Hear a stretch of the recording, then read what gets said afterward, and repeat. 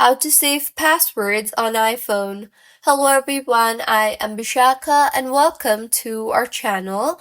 Now, let's get right into the tutorial. Firstly, go ahead and open the Passwords application on your device. Now, if you do not have the Passwords application, then go ahead and update your iPhone further, as the latest version of iOS has the Passwords application. So, once you have opened the application, unlock the app by entering your biometrics and further tap on the plus icon on the bottom right of your screen.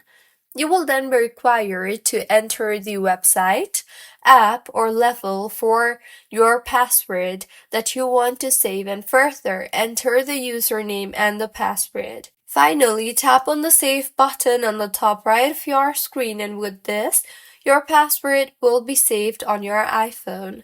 So, this is how you can save passwords on iPhone. If you find this tutorial helpful, please like the video and do comment if you have any queries. Also, do subscribe to our channel for more helpful tutorials like this.